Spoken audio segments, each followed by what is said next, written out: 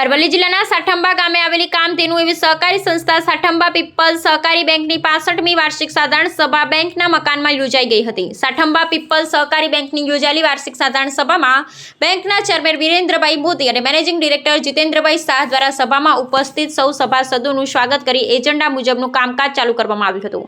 65મી વાર્ષિક સાધારણ સભામાં ઉપસ્થિત સભાસદોએ અગાઉથી અરજી આપી વાર્ષિક સાધારણ સભામાં બેંક પાસે કેટલાક મુદ્દે જવાબો માંગ્યા હતા, જે બાબતે સભાસદો અને બેંકના હોદ્દેદારો વચ્ચે થોડાક સમય માટે હંગામો પણ સર્જાયો હતો।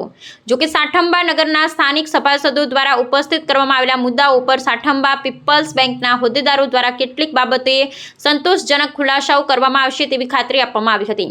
સભાસદો દ્વારા ઉપસ્થિત કરવામાં આવેલા મુદ્દાઓમાં નવીન સભાસદો બનાવવા, બેંક સમય પછી લેણદારો પાસે રિકવરી માટે ફોન ના કરવો, આ વેપારીઓની બેંક છે તો ઓફિસ દ્વારા વેપારીઓ સાથે યોગ્ય વ્યવહાર કરવો, બેંકમાં ઓનલાઈન પેમેન્ટની સુવિધા શરૂ કરવી, બેંક દ્વારા જે ગિફ્ટ આપવામાં આવી છે તે 31 માર્ચ 25 સુધીના મરણ પામેલ સભાસદોના વારસદારોને પણ આપવી જેવા મુદ્દે જાગૃત સભાસદોએ મુદ્દાસર રજૂઆત કરી હતી।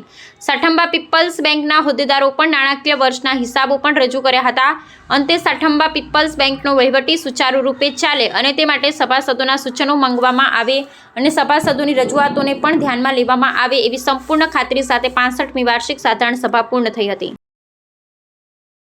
સભાસદો એ સારી ચર્ચા કરી અમારી રૂબરૂ અને એમને અમે સાંભળ્યા અને એમને અમે સાંભળ્યા એ બધાનો અમે આભાર માનીએ છીએ અને આજની સભામાં જે ઉગ્ર વ્યવસ્થિત ચર્ચા થઈ એવી ચર્ચા કાયમ કરતા રહેશો એવી હું તમારી જોડે અપેક્ષા રાખું છું। અને આજની હું managing director Sathamba people's cooperative bank લિમિટેડના બાજુમાં અમારો ઉભા છે ચેરમેન શ્રી વિરેન્દ્ર આરસિયા।